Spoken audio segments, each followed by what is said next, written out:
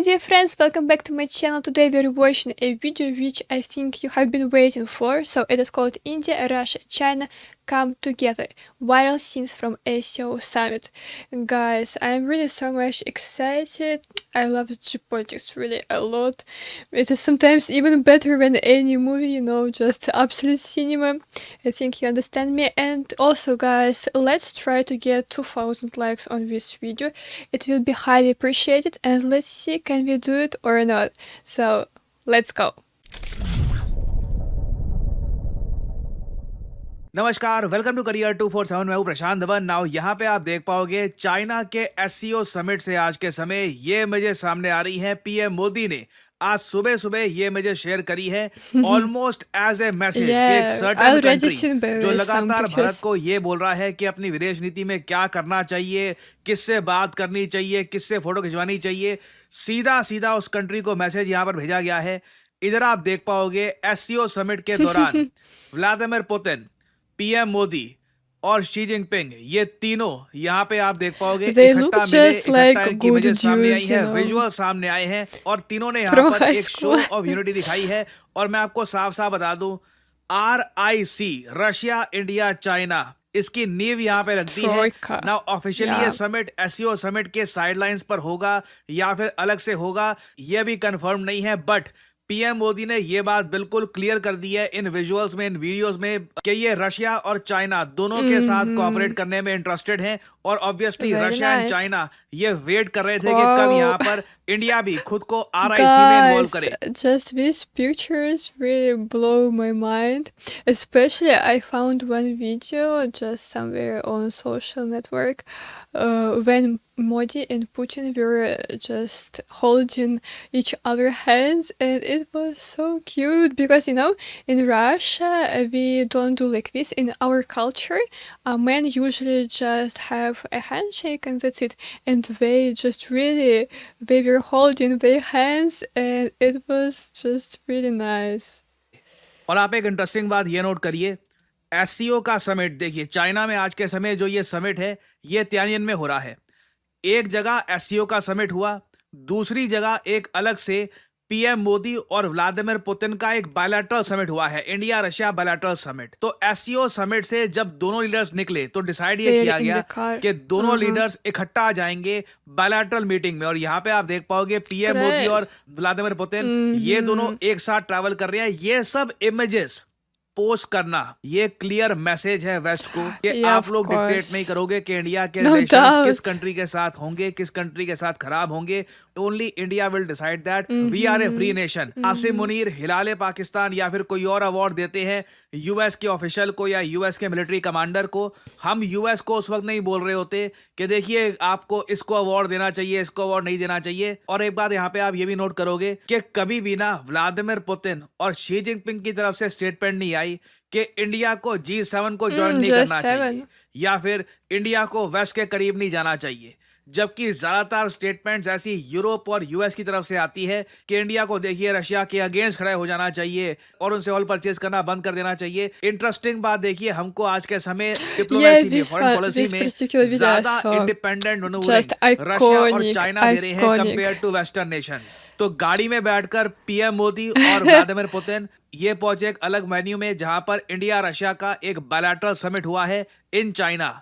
और यहाँ पे आप देख पाओगे रशिया और इंडिया के समिट के विजुअल्स आपको दिख जाएंगे। पीएम मोदी ने यहाँ पर यह बोला है कि हिस्टोरिकली आप अगर देखिए तो इंडिया रशिया ने हमेशा शोल्डर टू शोल्डर एक दूसरे का साथ दिया है। और इस स्टेटमेंट से साफ साफ पता लगता है कि इंडिया कहीं से भी अपनी जो पार्टनरशिप है रशिया के साथ, जो ग्लोबल स्ट्रेटेजिक पार्टनरशिप है, इसे अफेक्ट नहीं होने देगा। उल्टा रशिया से इस महीने आप देखोगे सितंबर महीने में मोस्ट प्रोबेबली हम ऑयल और ज्यादा परचेज करने वाले हैं। और मैंने जो रशियन मीडिया में आर्टिकल्स देखे हैं, जो रशियन जियोपॉलिटिकल एनालिस्ट के ब्लॉग्स देखे हैं, इनकी पोस्ट देखी है, मैं आपको साफ साफ बता दूं रशियंस भी बहुत ज्यादा अप्रिशिएट करते हैं आज के समय कि इंडिया यूएस के प्रेशर के बावजूद रशिया से अभी भी ऑयल परचेज कर रहा है। और अगेन देखिए इंडिया ऑयल जो परचेज करता है, I mean, of course, India is one of the countries just who support Russia, and there are not many countries who support us really.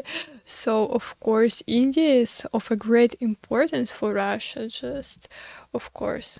का पेट्रोल डीजल बहुत कुछ हम बनाते हैं। रिसेंटली ये बात सामने आई है कि यूक्रेन सबसे ज्यादा डीजल इंडिया से परचेज करता है। यूक्रेन का 15 से 20% के आसपास जो डीजल है Yeah. ये भारत से आ रहा है। Okay. तो हम लोग ग्लोबल इकोनॉमी में हम लोग बस अपना जो रोल है ये पूरा कर रहे हैं। और आई थिंक ये बात आप लोग आराम से अब सेंस कर गए होंगे कि इंडिया रशिया रिलेशंस को उल्टा और ज्यादा स्ट्रांग बना दिया है डोनाल्ड ट्रंप ने इनडायरेक्टली। इंडिया को इस तरीके से टारगेट करके टैरिफ्स और बढ़ाकर, इस बारे में कई जर्नलिस्ट ने यूएसए में ट्रंप को वार्न किया था कि अगर आप ऐसा करोगे इससे रिवर्स Mm. इफेक्ट आएगा, इंडिया के रिलेशंस रशिया चाइना के साथ और मजबूत हो जाएंगे।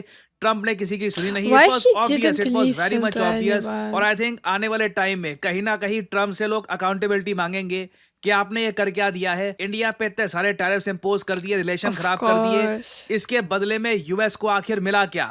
ना यहाँ पे आप कह सकते हैं खैर एक तरफ तो Speechless. यूएस को कुछ नहीं मिला, दूसरी तरफ शहबाज शरीफ को भी इस समिट में कुछ मिला नहीं है। काफी हद तक ऐसे लग रहा था कि ये कई बार हाथ मिलाने का प्रयास कर रहे थे शी जिनपिंग के साथ या फिर व्लादिमीर पुतिन के साथ। एक तो होता है देखिए जब इनका वेलकम हो रहा हो तब तो हाथ मिलाने का मौका इनको मिल गया था शी जिनपिंग से, बट उसके अलावा समिट के दौरान काफी हद तक शहबाज शरीफ आप देखोगे अलग से नजर आ रहे थे। यहाँ पे आप देख पाओगे व्लादिमीर पुतिन और पीएम मोदी ने एक साथ बहुत सारा टाइम बिताया है, काफी बातचीत करी है, बहुत से डिस्कशन किए हैं, जबकि शहबाज शरीफ आप देखोगे वो अलग ही नजर आ रहे थे, as if no one wants to talk to him. In particular मैं कहूंगा कि ये वाले विजुअल्स काफी वायरल हुए थे, आप देखोगे इवन क्रेमलिन ने भी ये वीडियो शेयर करी है ना। एक बात यहाँ पे आप मुझसे ये पूछ सकते हैं कि एससीओ की इससे पहले भी तो मीटिंग हुई थी, एक ऐसी मीटिंग नहीं थी जहां पे राजनाथ सिंह जी गए थे और national security advisor Ajit Doval भी वहां पर गए थे चाइना में। इस मेन मीटिंग से पहले कई महीने पहले ये मीटिंग हुई थी।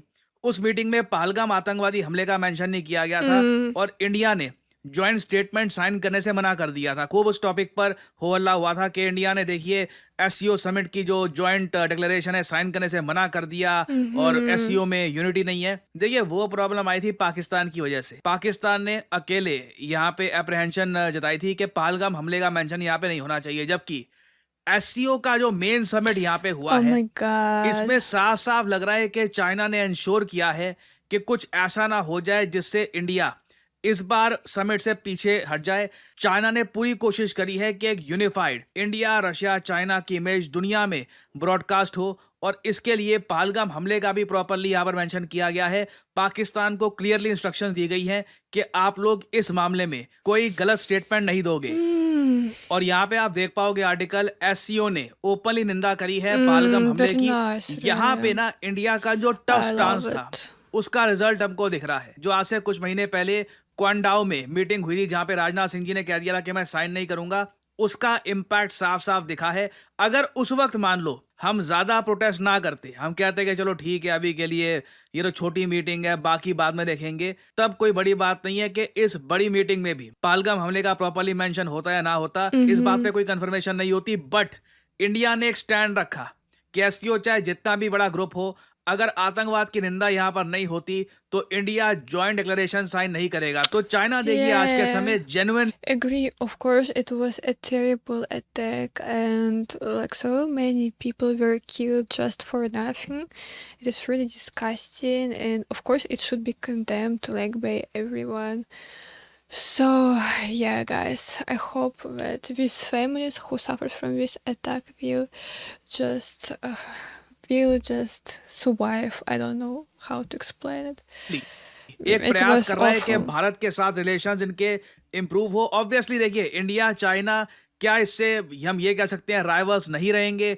ऑब्वियसली ऐसा होगा नहीं। चाइना हमेशा भारत को ऐसे देखेगा कि कल को इनकी जो इकोनॉमिक ग्रोथ है अभी आने वाले 10-20 सालों में तो नहीं, 40-50 सालों में चाइना से कैचअप करनी ना स्टार्ट कर दे इंडिया, कंपटीशन ना देना स्टार्ट कर दे चाइना को, इवेंचुअली वहां पर चाइना में इस बात को लेकर इनसिक्योरिटी रहेगी क्योंकि चाइना की जो पॉपुलेशन है ये भी कोलैप्स कर रही है। बट एटलीस्ट मैं यहाँ पर Yeah. ये कहूंगा चाइना को ये समझ में आ गया है कि इंडिया के साथ रिलेशंस खराब करके इंडिया यूएस रिलेशंस को स्ट्रांग होने का मौका देना ये एक बहुत ही बड़ा ब्लंडर होगा। जो ट्रंप आज के समय करके बैठ गए हैं ना, शी जिनपिंग बिल्कुल नहीं करना चाहते। और आप देखोगे आने वाले समय में इंडिया चाइना रिलेशंस को और स्ट्रांग करने के लिए स्टेप्स उठाए Okay. जाएंगे। और अभी तो देखिए एक और बड़ा इवेंट होना है इसी It साल, would be great. Vladimir Putin Bharat में आएंगे, ये बात कंफर्म कर दी है पीएम मोदी ने। यहाँ पे आप देख पाओगे इस वीडियो में पीएम मोदी कहेंगे 1.4 बिलियन इंडियंस आपका वेट कर रहे Yeah, हैं yeah, कि yeah. आप कब दिसंबर में भारत में In आओगे. December In already. December this Oh my year, god. 1,400,000,000 Indians are looking forward to Wow. welcoming you in India for our third annual summit between our two countries.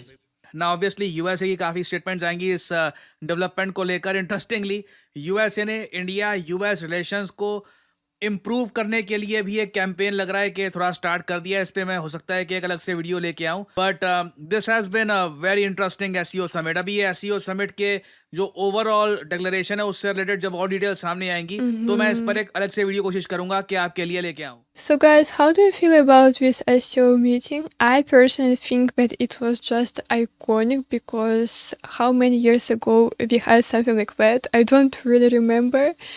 And guys, it is something absolutely crazy that our dream of a great troika is becoming a new reality. Can you imagine that? Just really love this idea, and I'm satisfied with all the news right now. And also Putin is coming to India already in December, already so much soon.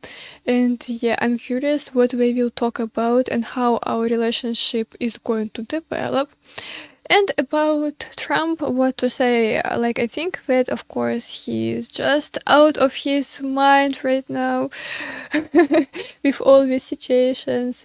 But yeah, I think it was his mistake. I already said it many times, like to spoil relationship with India, which they just made for a long time, right? Just one day, and he destroyed everything, all years of work.